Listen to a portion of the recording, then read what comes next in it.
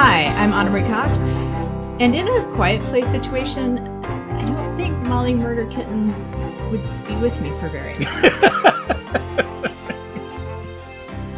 Molly does seem like the opposite of an emotional support cat, I think. I don't know if she would perish because she was making noise, or if she would just jet. You know? Or would she become an emotional support cat for the aliens? I could also see that happening, to be honest. No, she's gonna do what works for Molly. Exactly. She's gonna do what's best for Molly. Yeah. I think Bram, on the other hand, little Bram would stick very close to Mom. Hi, I'm Daniel Dresner, and a graduate school common room gives off an average of 100 decibels worth of screams every day. That was the first thought I had when I saw that opening line in the film. That's nice. So welcome to Space the Nation, where we look at science fiction through the lens of The stopping power of water. And strange situation research. Today we'll be talking about AQ, is what I wrote. A Quiet Place, which is available at movie theaters. A Quiet Place Day 1. Let's be very specific. Day 1. Here. Yes. I'm sorry. Yes. Yep. All right. I'm only on my second cup of coffee. This is all going to be par for the course, but hopefully I'll straighten out as the coffee gets main lines. Main lines. In the next few weeks, we'll be talking about A Canticle for Leibowitz. I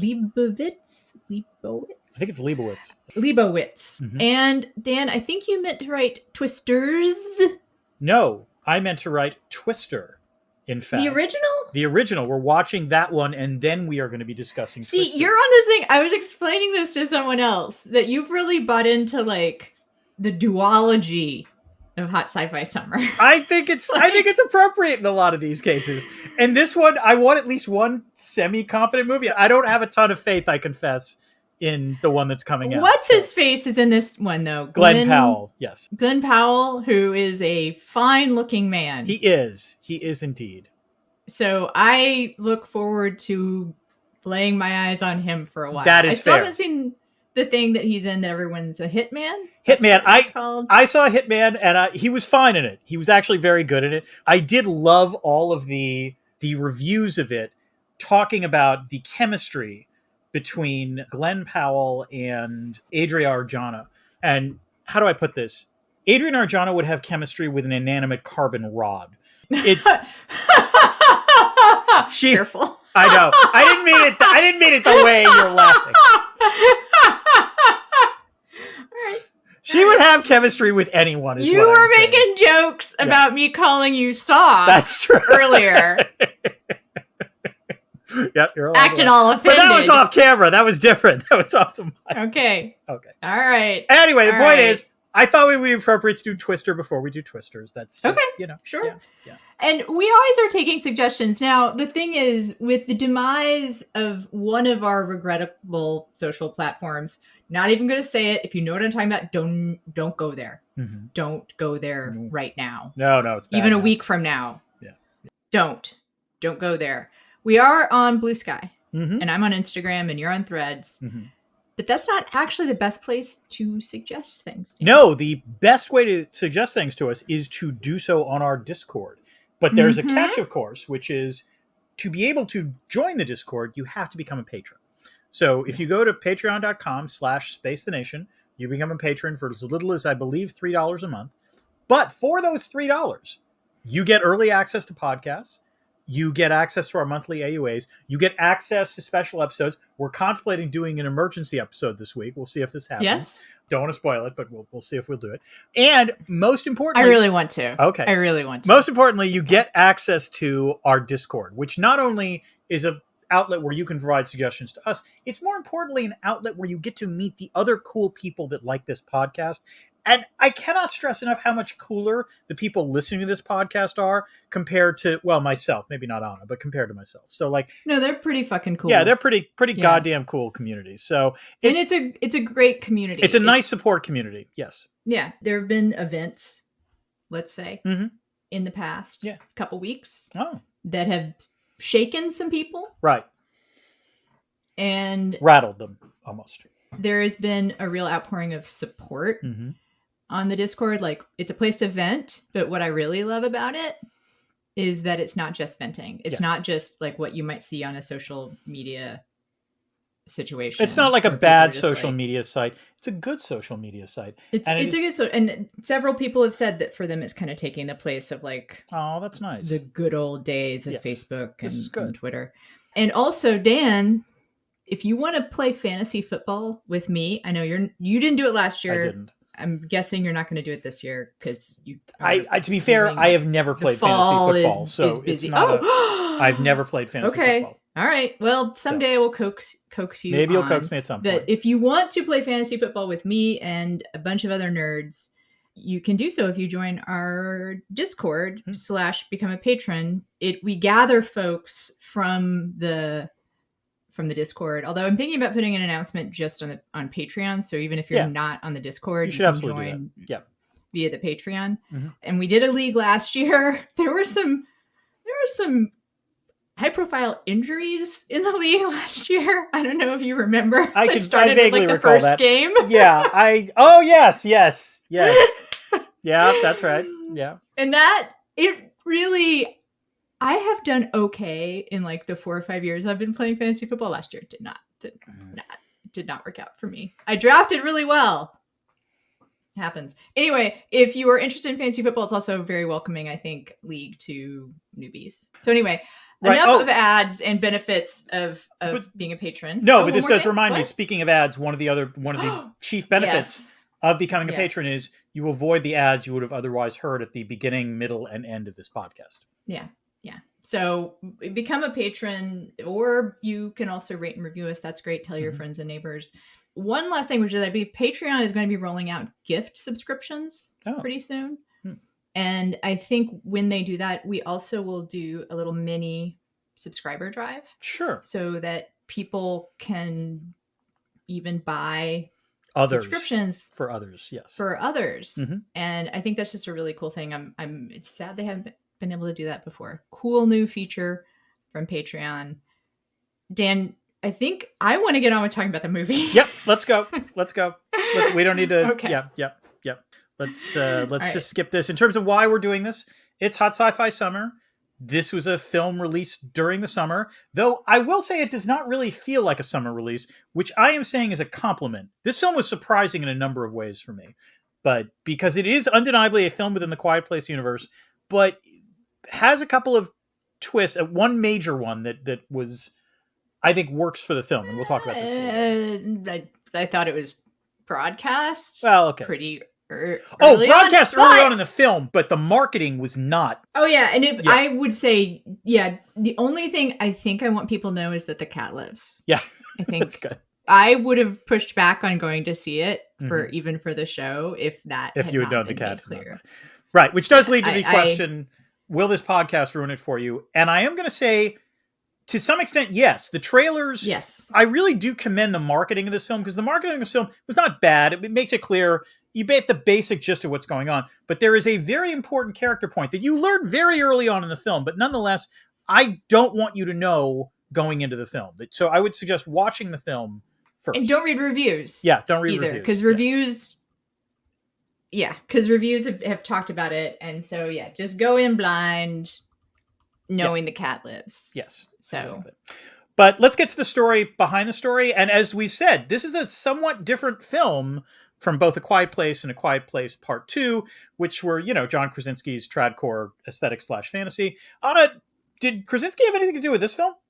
Not really. Huh. Not really. I mean, it says it was a story by him, but I suspect it was a very general outline. Mm-hmm. But a couple interesting things. Jeff Nichols was originally signed on to write and direct.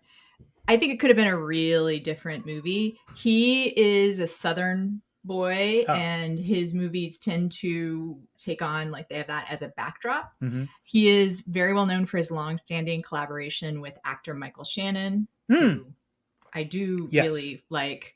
Made Shotgun Stories, Take Shelter, Mud, Midnight Special, and Loving. Oh my! And I'm trying to figure Michael Shannon. I'm sorry, I'm just trying to picture Michael Shannon in the Quiet Place universe, and he would probably crush it. It works. Actually. No, it works. He would but I just imagine it might have been rural. Yeah. Again. Yeah. Which would defeat the purpose of the film. Yeah.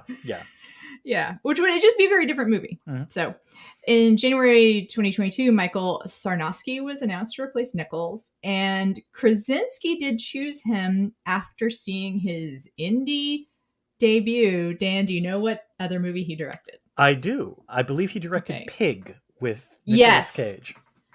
So I kind of admire Krasinski. As you know, I'm not a huge fan, but the man that saw Pig and was like, gonna get that guy to direct my next movie. No, this is what I mean. Krasinski constantly surprises in this franchise, and I think this was a surprising choice that actually works for the film. Krasinski produced again along with Michael Bay. Weird. And Sarnowski cited Children of Men as an inspiration for the film's look. That is interesting, given Anna's and mine experience watching that. I think it took us weeks to get over watching that one. Yeah, no, that movie. I mean, I don't know, like over it just gets to, it's weeks before you kind of stop thinking about it. But every time I ever think about it, I'm always like, you know, there's a woof that comes out. Exactly. So as you know, very important part of the film is Lupita Nyong'o is obviously the star. Mm-hmm. And I think the movie could have been very good with someone else, but she's amazing. Yes. I read a review that described her, and I think this is actually accurate, as Hollywood's most expensive screen queen. Because this is not the only horror movie she's done. She's done a couple of others, but like, she's just an incredible actress, and like putting her in this is, you know, like, it's just you're not going to lose. This could be an indie movie about the relationship between, spoil it now, mm-hmm. a cancer patient and a young lawyer. Yeah. And a cat. It happens in a cat, and it happens to take place with the backdrop of the apocalypse. Right. Like, that is the movie, right? Mm-hmm. So she hated cats and was scared of them prior to taking this role. Really? Lupita Nyong'o hated cats? She was scared of them. Huh. And she asked if they could change the animal. Uh-huh. And I think it would have been tough, because cats are one of the quietest companion animals you can have. Yeah, there is no way an emotional support dog would have killed their person in the first 2 minutes. Would have gotten their person killed. Absolutely. Yes. So she had cat exposure therapy. And then by the end of production, she decided to adopt a cat of her own. Oh, wow. And that's a wonderful story. In addition to the fact that the producer, and I guess Lupita, also stood up for cats by the end of it, Paramount wanted to replace Frodo with a computer-generated cat. Oh, for fuck's sake, a CGI cat? Oh, God. Come on, Paramount. Jesus. I know, but Frodo is played by Nico and Schnitzel. So, and I think Nico and Schnitzel do a pretty good job. I really think they do. The scene... Agreed. There are a couple scenes of them having to swim, which impressed me greatly. Having had cats, one time I was living in a basement apartment and there was a flood, and I had to save my cat, and it did not go well for me. The cat didn't want to be saved, not through the water. So, I mean, Paramount was worried that the cat would react, like there'd be too much cat like hissing and scratching in these scary situations. But you know what? Like, obviously they got a really well-trained feline thespians, and they did it. Yep. So that is obviously the most important thing to me about this movie. I will also say that Alex Wolff, people who listen to this might recognize from Stranger Things, played the hair metal guy who sacrificed himself, sacrificed himself, is also someone who's alumni from Sarnowski's Pig. And with that, Dan, let's go to our next segment. Our next segment is Chekhov's What's It? This is the thing that often appears in the first act of the film that wound up being somewhat relevant in the third act. Anna, mine is just, I'm not even sure it's exactly first and third, but it's Chekhov's Nina Simone, which is a great way that the film closes. What about yourself? Chekhov's She's Gonna Die. Actually, I wasn't sure about that. It was, I mean, I was kind of intrigued. It added some uncertainty. The first thing I have in my notes. Oh no. She's gonna die? She's gonna die. Oh man. Like, literally, I could show it to you. It right here. Yeah, she's gonna die. Anyway, it's a good movie, even knowing that, which I think a lot of people would recognize. That's why we already said it would spoil it for you, so I don't I don't feel bad. No apologies there. In fact, speaking of which, we're about to spoil it completely because we're going to describe the plot. Okay, yeah. You go. Go, Dan. Go. All right, let's get to Act 1. Off-Broadway puppet theater is the worst. Meet Sam, the world's most beautiful terminally ill cancer patient. She is spending her final weeks in a hospice outside the Big Apple with the real protagonist of the film, her emotional support cat, Frodo. Her nurse, Ruben, tricks her and Frodo into the city for a puppet show. Yes, Anna? You might say he's the real Sam of the film. Oh, it's from Lord of the Rings? Yes, that also works. Yes. Good. Okay. There's Sam and Frodo, and he's actually... I hadn't thought about that, but you're right. No, he really is Sam, and she's Frodo. You're right. Soon after the puppet show starts, Ruben receives a phone call and gets the patients back on the bus for an immediate return trip. Before they can go, however, they see meteorites falling from the sky, and soon the Death Angels, aka the aliens, appear and start killing everyone. Sam is knocked unconscious in the street by an explosion. She awakens to find herself inside the theater and a man, Henri, explaining to keep quiet. She reunites with Frodo and Ruben. They learn that the aliens have landed all over the world. Military helicopters warn civilians to stay silent and shelter in place until rescue is possible. Sam sees fighter jets destroying all the bridges leading out of Manhattan, preventing the creatures from buying expensive real estate in Brooklyn. One of the survivors begins to panic and scream, and Henri kills him in the process of keeping him silent. Anna, Henri is played by Jimon Hansu, which we haven't talked about this, but he does appear as the same role, obviously, in A Quiet Place Part 2. And he is the only real character connection between this film and the other two films. And he's fine, as always. Jimon Hansu really can't give a bad performance. But I was going to say, one of the reasons I think this film works so well is the lack of connection is a real strength in this movie. And I think it artfully avoids standard prequel problems. Because essentially, a lot of prequels are what they're trying to do is, how did this character get to this point? It's like putting puzzle pieces into place and locking them in. And one of the great things about this film is that essentially with the exception of that aside, which connects it to the universe and obviously the aliens, it's its own story. And so as a result, I thought it actually worked and solved what is often one of the biggest problems with prequels. Yeah. I mean, there's no retcon, right? Like that's the strength of this movie. Which we were expecting. We were worried that was going to be the case going into this. Yeah. In a weird way, I think it undermines the other movies. Not weird. It makes it really hard to believe the slow roll apocalypse that's depicted in the other movies. Like, as you know, as listeners may know, I already had problems with like the printed out missing posters. And there is in the first movie, there's a copy of the New York Post, a physical copy of the New York Post that says, "It's the sound." Now we know it's sound. That could not have happened. That could not have happened. So this movie, I think, is more realistic in this depiction of the Death Angels, which is to say, from watching the first movie, it is clear that it was not a slow roll apocalypse. That's one of the problems with like the news coverage, right? Yeah. So here we see it was an immediate apocalypse, and it's just, and that is what makes sense. I think there are fewer logical problems with this, which, the only thing I will, go ahead.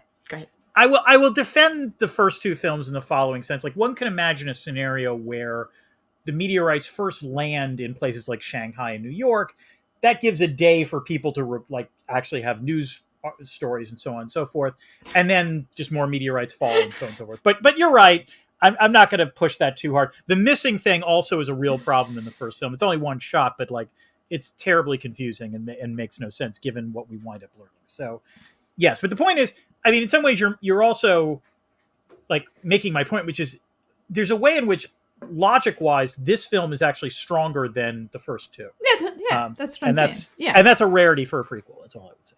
Yeah, but it almost highlights lack of logic. Yeah, no, that's totally fair. In the other movies, that's all I'm saying. That's all. Okay, let's get to Act 2. Where is Uber Eats when you need it?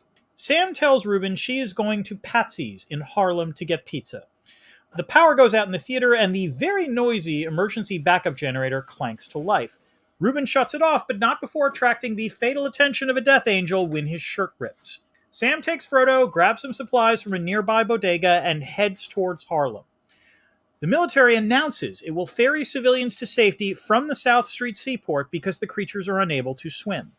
Groups of people start leaving buildings towards the evacuation point in a Guinness World Record of most New Yorkers per square inch who manage to stay quiet. Sam heads in the opposite direction. Soon, however, the combined crowd movement generates enough noise to attract the creatures. They attack, causing a melee. Sam is separated from Frodo in the stampede. Frodo winds up finding a law student named Eric, who in turn finds Sam in an alley. Anna, I think my favorite shot in this film, and the most New York shot, coincidentally, is Sam going against the crowd migration. Particularly, like there was an overhead shot of her doing that. And I just, that's where, like, as you say, like, this could have been an independent film in a lot of ways. That's where, like, it's great when you give an independent filmmaker a lot of money and they come up with something that's interesting. Hey, man, talk about mumblecore, right?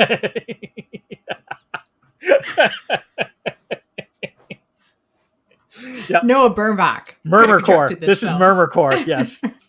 Yes. I think that's a wonderful shot too, in part because it also is very high tension, because it's not just sort of the indie film aesthetic, divorced from a horror movie of one woman moving against the crowd. It is the shots of the things that might make noise that intercut with that. Right. Like there's a great overhead shot, a couple overhead shots of her moving against the crowd, but then it goes to shots of like a wheelchair. Yeah. Oh God, the guy, I forgot about that. The guy dragging the suitcase. I almost yelled in the theater, "What are you thinking? There is no way that is going to be silent. Don't do that." One thought I had during that, and this is just me, maybe I'm on a weird like logic hunting kick. I should let things like wash over me more. No. But one thing I thought about in that scene was, would the murmur of a crowd work like water? This is if I have a more in order for people to see, like, water is a noise canceling, device, and also we use noise cancelers. We use noise cancellation devices. If I have a broader critique of the Quiet Place universe, as I said this we talked about the first film, it's that the human beings are not creative enough in terms of thinking about making sound work for them, or the lack of sound work for them. So I agree with you on that. Okay, for those of you who are not patrons, it's time for our ad break. We'll be right back after this message from your local cat-hating bodega.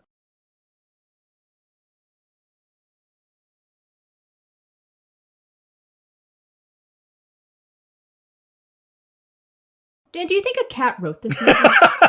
Yes. In the same way that the AI wrote Atlas, it's entirely possible that a cat wrote the second, wrote this section of the film. Let's get to Act 3, Rain Man and Rain Woman. Sam tells Eric to go south to the evacuation point, but Eric is clearly in shock and follows Sam back to her old New York apartment instead. A thunderstorm enables them to kick the door down and have a normal conversation. Sam had hoped to find her fentanyl skin patches, but there are none. Eric learns that Sam is an acclaimed poet whose father played jazz piano. The next morning, Sam tries to head to Harlem alone, but Eric catches up. She relents and they continue their journey together. They accidentally make a sound, however, alerting the creatures. They then flee into the subway, which has become flooded, and escape a creature when it drowns from pursuing them. They seek shelter in a ruined church. While Sam rests, Eric ventures out to get Sam's pain meds from a pharmacy, and Frodo follows him. On the way back, Eric rescues the cat from a construction site, along the way witnessing a group of Death Angels, led by a larger one, feeding on eggs apparently from the asteroids. Anna, Lupita Nyong'o is, as always, great. I'll talk about some of the more subtle aspects of her performance a little bit later. I wasn't as sold exactly on the character of Eric, whose primary character trait seemed to be being in shock. I perhaps liked him a little more than you, and I'm not as sympathetic to the characters whose actions seem, I don't want to use the word pathetic, but unhelpful. The characters that are sort of the anti-Mary Sues, right? Yes. Yeah. Like, I sometimes get impatient with characters who are like, "I know I wouldn't do that," or "I would," and also you would know better. People would know better. Mm-hmm. But I think that Alex Wolff is good enough in this role that he just seems really normal to me. Like, I think I'm going to get a little sentimental thinking about it, but like as someone who he makes clear as he's alone in the city, he's like in law school or just graduated law school. And he's British. And he's the good news for him is that his parents might still be alive. I mean, in Kent. Yeah. Yeah. But I think sometimes sci-fi movies don't do enough with the shock of the apocalypse, right?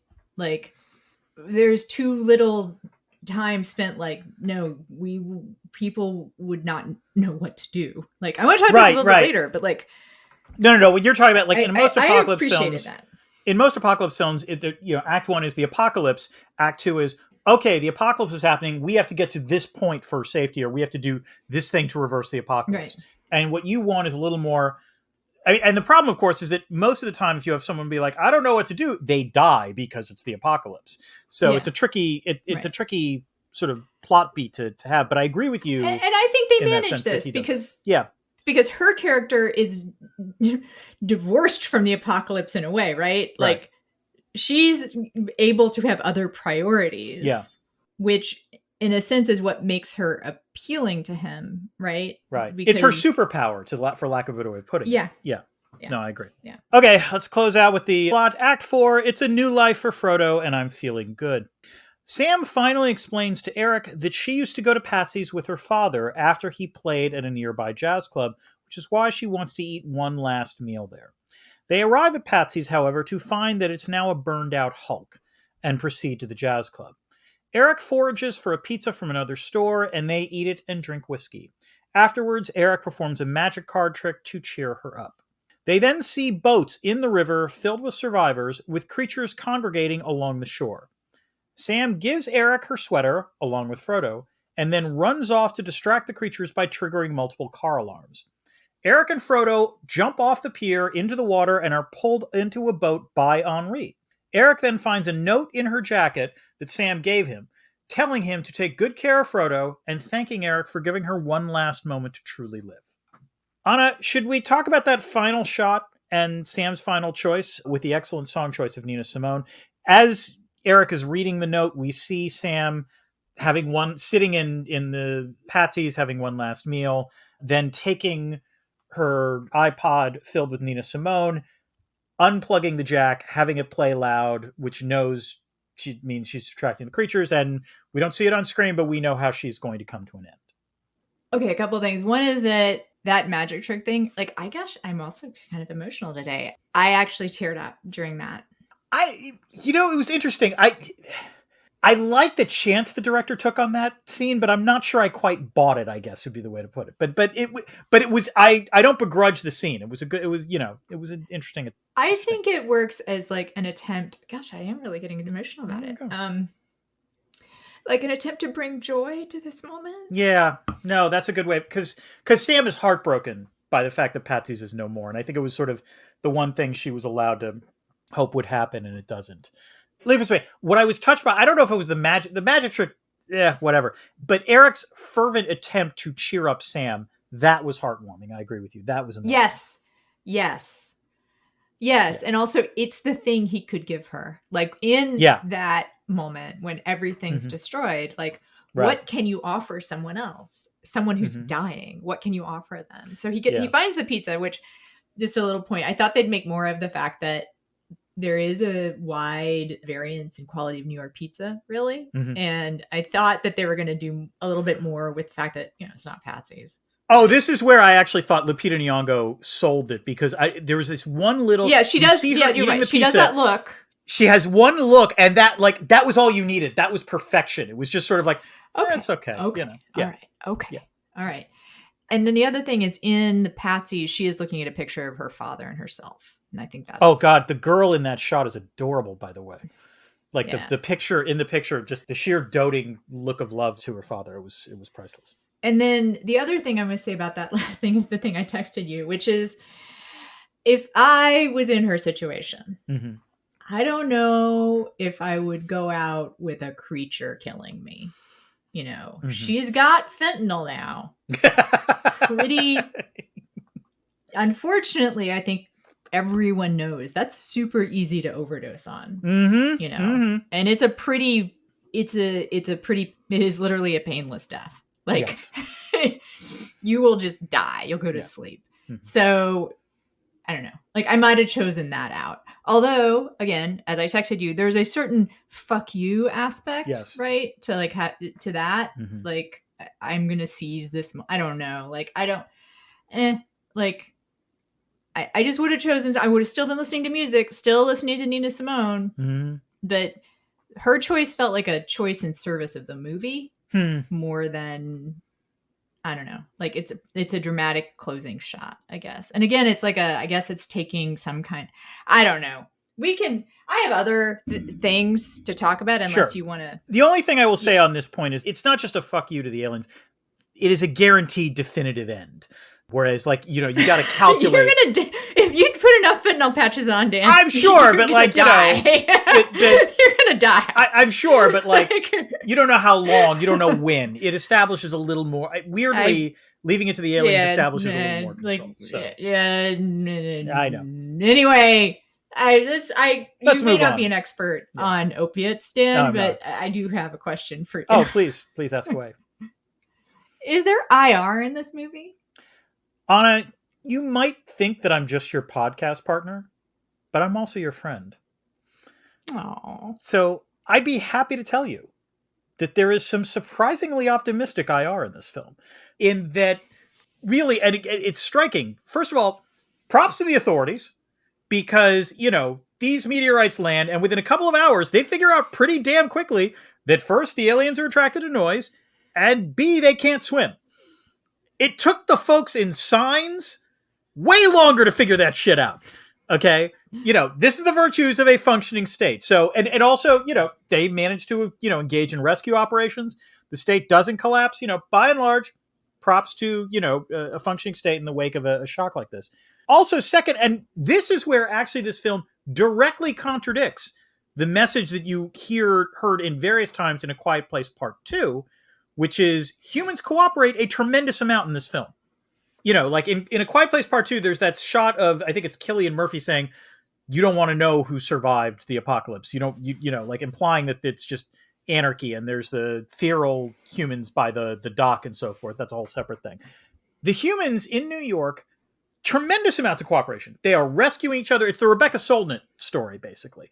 They look after each other. Just the fact, admittedly, the aliens eventually are detected, but the fact that you have a mass group of people quietly marching to the dock, Henri killing that panicked guy was the exception and not the rule. And by the way, again, this is where this film actually contradicts A Quiet Place Part 2, because in A Quiet Place Part 2, Henri actually has a monologue describing the breakdown of cooperation when they're trying to load the boats. But that's not, what's interesting is that Aronofsky does not show that at all in this film. Now, you might argue that it's a utopian view of humanity, but again, both Anna and I are fans of the Rebecca Solnit argument that humans, at least in the short term, in the wake of a disaster, tend to hang together rather than hang separately. And that message is shot through this film. I agree. And in fact, there is a critique of capitalism in this film. Okay. I was going to ask. It is about community. Yeah. It is about community. Mm-hmm. And one way I think that the first two films are tradcore is that they are a conservative view of society, right? Mm-hmm. Like that you have to protect your family unit, and that is the only thing worth protecting. Mm-hmm. And that society at large is out to get you. Yeah.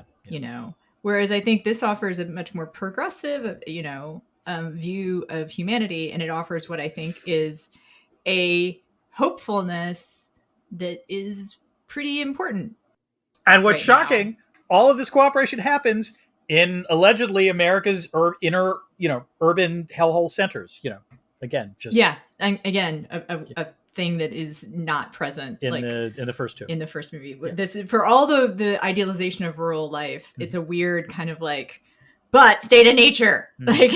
I am going to tell you an absolute true thing, which is I got out of this movie and I looked at my phone and there was bad news on my phone. Okay. And there's a line in the movie, it's not a line, it's sort of thought, right? Yes, the world is ending, but I'm going to get pizza first. Right. And my thought actually was, in that particular moment, the world is ending, but I'm going to go get Target first.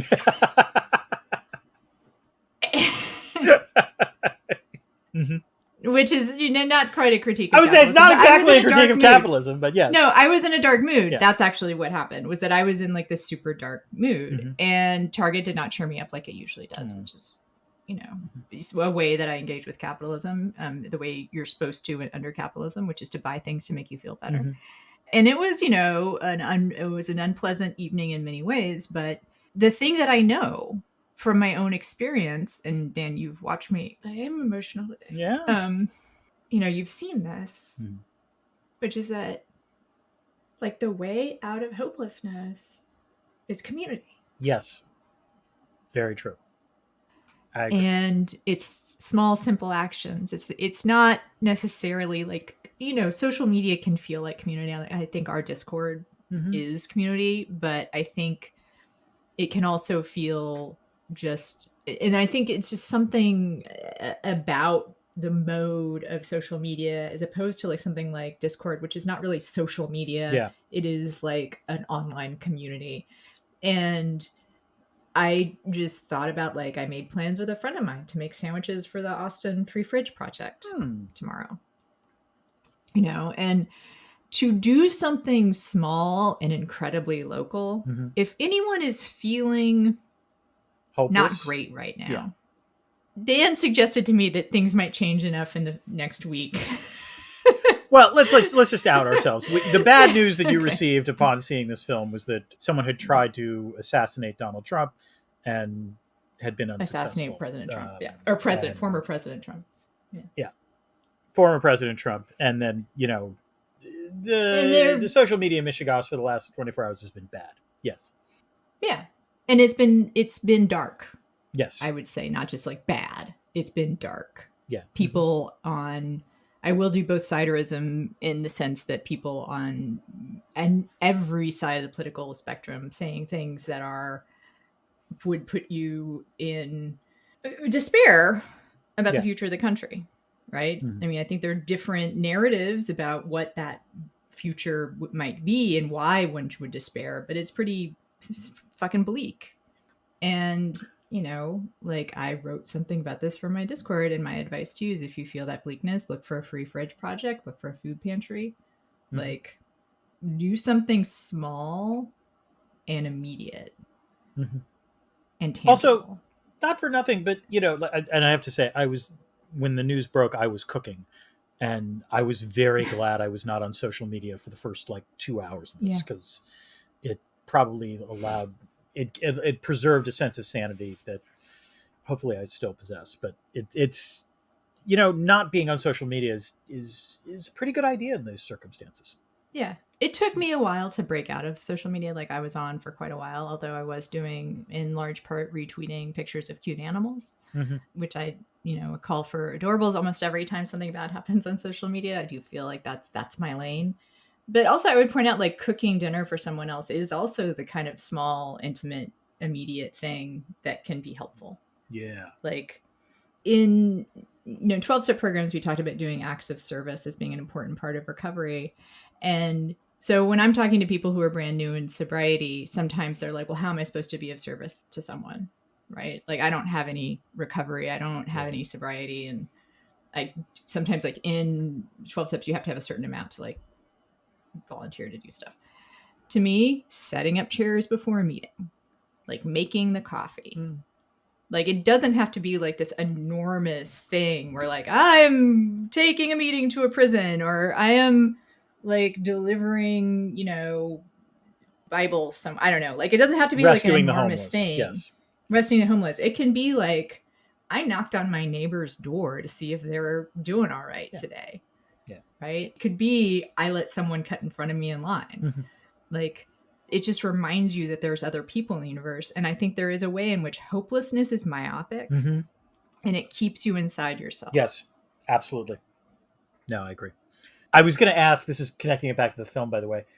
I only thought so for a half second, but I was curious whether at the very beginning of the film, when you saw everyone sitting in a circle, did you wonder if it was an addiction-like group, or... Because it very quickly becomes obvious what it is, but I did wonder for a second.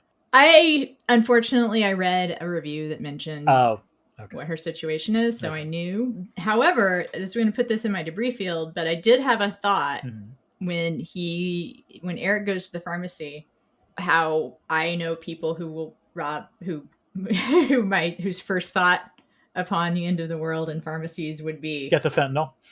Get the good stuff. Yeah. I did keep one. By the way, this points to a whole problem. It's apparently impossible to make a Quiet Place film without a visit to the pharmacy. And foot injuries. Yes, and those are the two. That's right. Yeah, those are the two things that have to be constant. That's there's the aliens and foot injuries in pharmacies. So one of the thoughts I had was, would junkies be the first to go because they're making noise going to get the good stuff?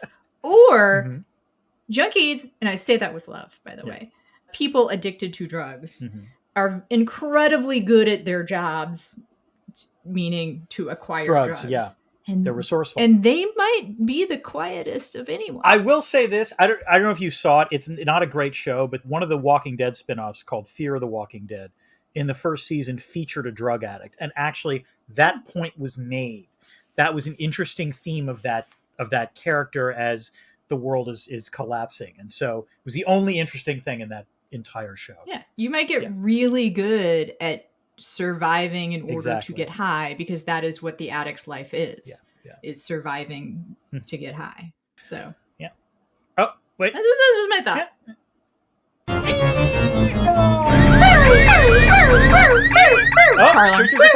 Creatures are coming. It's Discordant Notes. This is where we take questions from our patrons on the Discord and answer them in the podcast. This week's question comes from Doug O, who asks, what other horror / sci-fi movies would you want to see a day one for? The answer I gave was Mad Max. I actually would be kind of curious what George Miller would do with the actual apocalypse. That's a really good answer, because I'm having trouble coming up with one, because it's such a standard part of the genre to include how it happened. Like trying to think of a movie that I like that doesn't have that. And I am kind of blanking. So instead of answering, I have a question for you, Dan. And I thought for sure this would be a question that the Discord would have. Ready? Yeah, well, I think it's possible now no one on the Discord has actually seen the film yet. But yeah, that might be why. Oh, okay. Anyway, what restaurant would you need to visit before you died? Ooh. See, I have an answer, but I don't think I don't think I would actually do it. So the answer I have is there is a Chinese restaurant, Szechuan place, in Medford called Chili Garden, where I go to lunch usually once a week when I'm during the school year, because the Szechuan food there is fucking amazing. And I love it. The problem is the pizza thing makes sense from an apocalyptic perspective, because if you go there within 24 hours and there is a piece of pizza lying there, it's still going to be okay. It's still pizza. Pizza's pretty good. I'm not sure that works with a Chinese restaurant is the problem. So I think it's better to ask what genre of food would hold up in this scenario. Well, okay, two thoughts. One is that there are two kinds of food. Well, more than that, but there's only a few kinds of food which hold up on day two, as it were, which is pizza and Chinese food. Chinese food does well. Yeah, you're right. Let me this way. I would probably go hope that there was something in the kitchen and eat. Yeah, you're right. Yeah.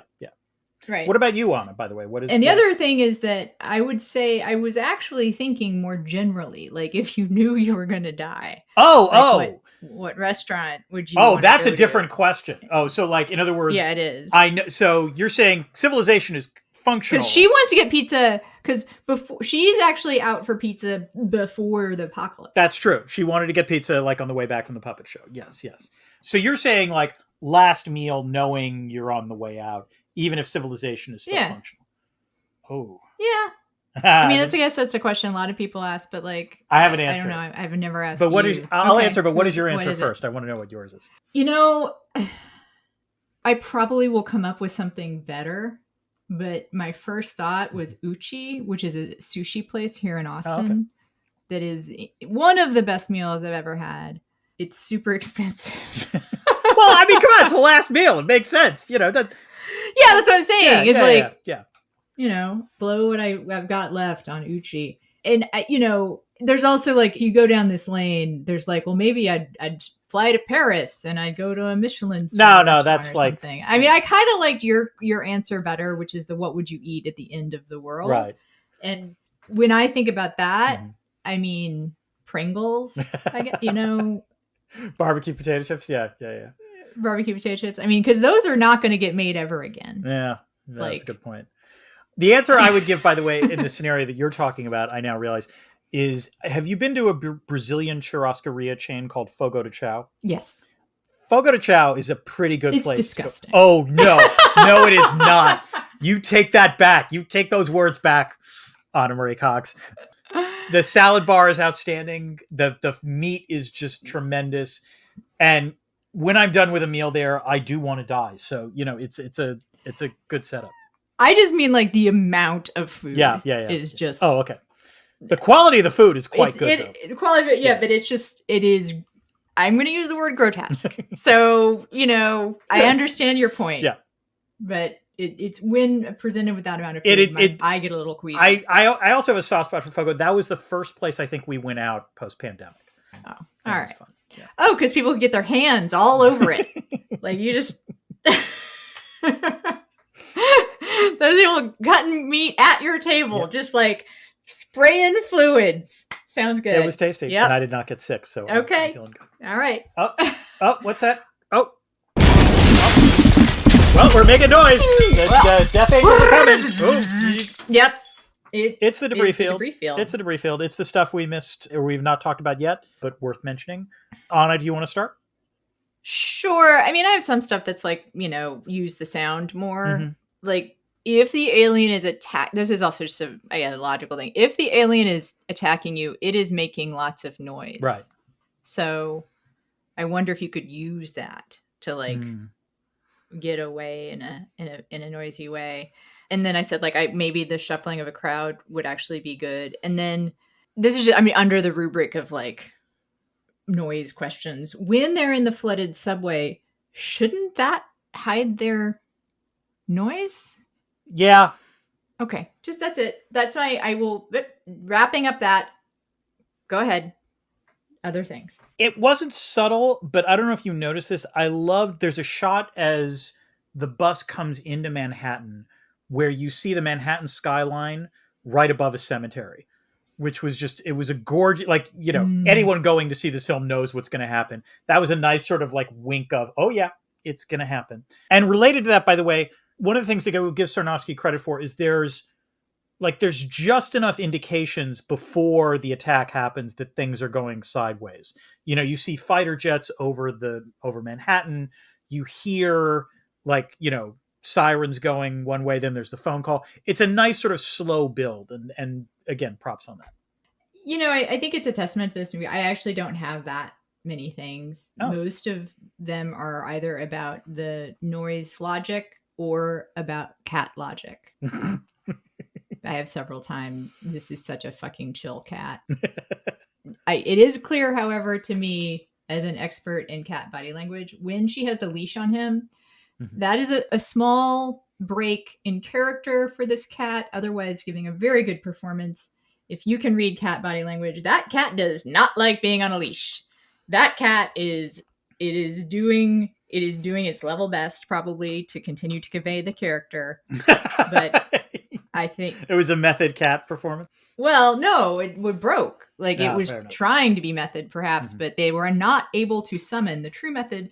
Is to find something inside yourself to give you the fodder for the performance. And I think that cat was unable to find within itself a sense of calm during the walk. It was just not okay. And then other cat stuff. Every time she was separated from Frodo, I was anxious. Aw. All right. Couple of again, you're right that I think one of the odd things about this film is that it really is like an indie art house film, just punctuated with occasional monster attacks. So there is a shot of two small children in the fountain, like hiding under the fountain, which was wonderful. And the girl in particular in that shot just had this amazing face, and I could not stop. It was a very effective little scene. She's only on screen for 5 minutes, but just a great performance. My last thing is Octavia Butler. Yes, I saw that. I had that as well. And also, they're in that scene where she stops at a bookstore on her way to Harlem. Mm-hmm. She picks up one of the books and smells it. And Argosy bookstore. Yeah. That's where it was. Mm-hmm. I think that's I'm pretty sure that's a real bookstore. Yeah. She picks up one of the paperbacks and flips through it and smells it. Yes, I love that. That was a great little scene. Yeah. Okay, I have a few other things. First of all, again, just heaps of praise to Lupita Nyong'o. You know, not just the pizza eating reaction shot, which is fantastic. She has a wonderful silent scream when Ruben is killed, where like she's horrified but recognizes she can't scream. I love the scene where, you know, she's finally back in her apartment with Eric, and then it like thunder claps, and the two of them just scream out loud. So, you know, really, she does a tremendous amount. And it's I joked about her being the world's most gorgeous terminally ill cancer patient, but she actually is. It's a not vain performance. Like one of the things you notice is her lips are chapped by the end of it, which would make sense. That would track with her being a cancer patient. So I thought that was quite good. I did have in my notes a flashlight for sale with a battery already in it. Come on. This is not going to happen in New York. I'm sorry. One critique, I guess, I think there was no other way they could avoid it, but like, Sam's pain was conveniently there and not there at different times. And like there was a moment where I was like, come on, like just like, you know, she was moving way too. I mean, I know adrenaline can cover for a lot, but like it was the only critique I had in terms of the plot of the film. And that's such an easy fix too. Yeah.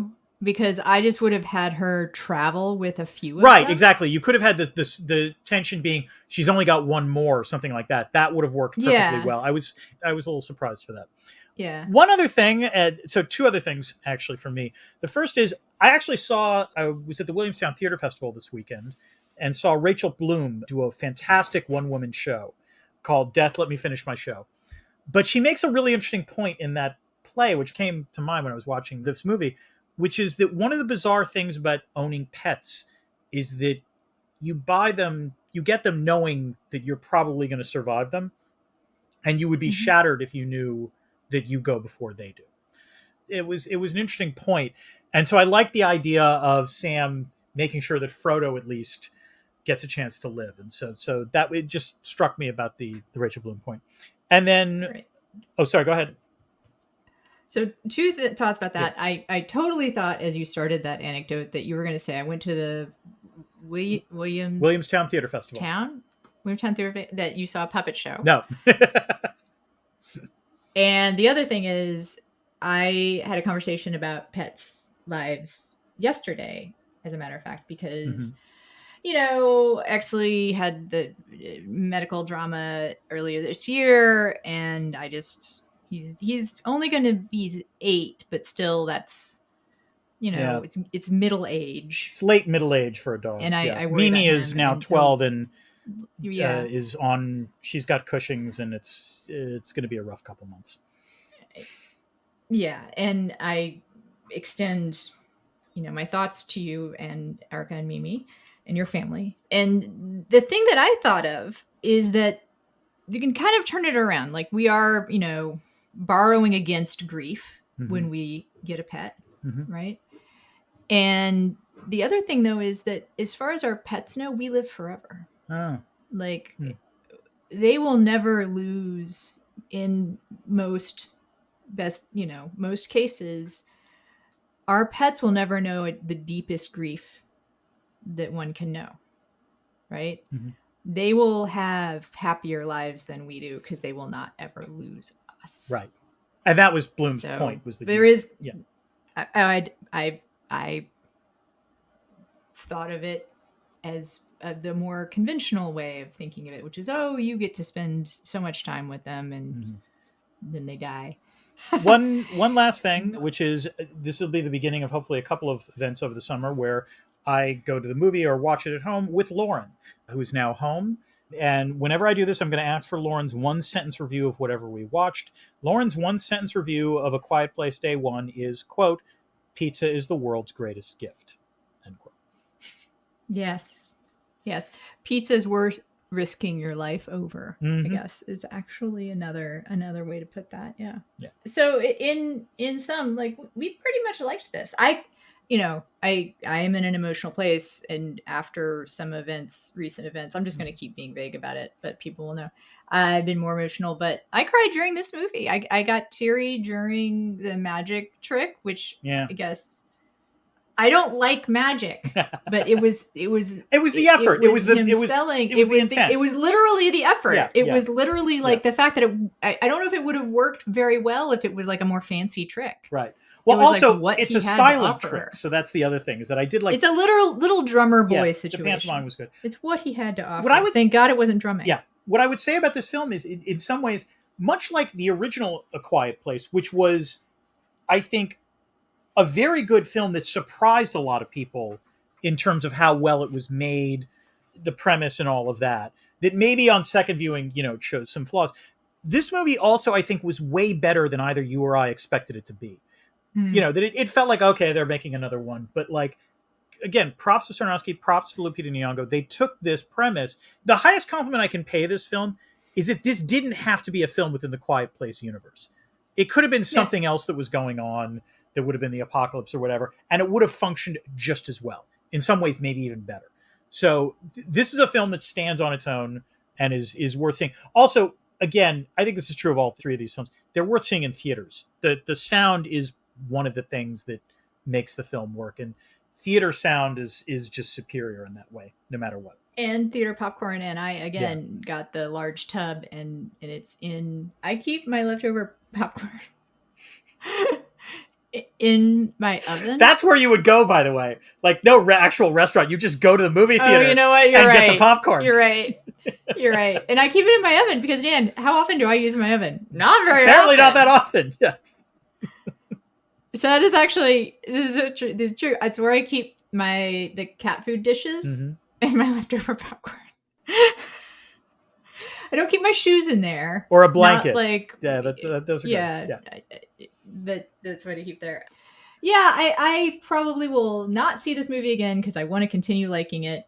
And I also don't want to be reminded of the fate of pets in the Quiet Place universe in general. So, I am going to believe that all the dogs would know to swim to an island. There. That is totally seems fair. The thing that would happen. Yep. Yeah. I think that's right. So we have reached the end of our commentary, and I'll remind you to join the Discord. Become a patron. You have to become a patron and then join the Discord. You can become a patron only. Forget the Discord. That's fine. But I think you'd like being on the Discord. I think Anna and I think that you a discerning listener, would want to be on the Discord. That is true.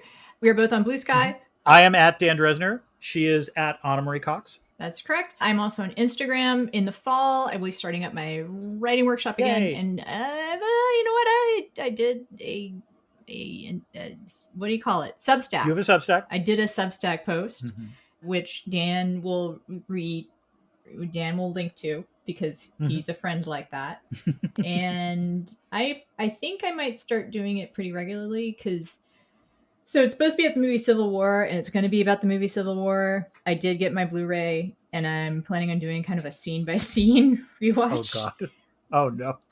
Oh, boy. But also, what is true is that I could write about just current events today, and it is also about the movie Civil War. Yeah. And so I might be covering the conventions for my newsletter about the movie Civil War. Okay. So subscribe at civilwars.substack.com. Civilwars.substack.com. Okay. I have a Substack as well called Dresner's World. Talks a lot about international relations. Unfortunately, more recently, it's talking about American politics. It's probably going to be focused a little more on American politics for the next 4 or 5 months. But yeah, it's there. Also, I had a piece come out in Politico, and I'm going to have something coming out in Foreign Affairs, but that will be a couple of weeks from now, so won't tease more than that. I'm trying to think of other stuff I have going on. I mostly have stopped punditizing, Dan. Doesn't feel like a time to punditize. That's what I think. That's what I feel like right now. Less pundits, more mutual aid. And report. And on that note, keep this channel open for more.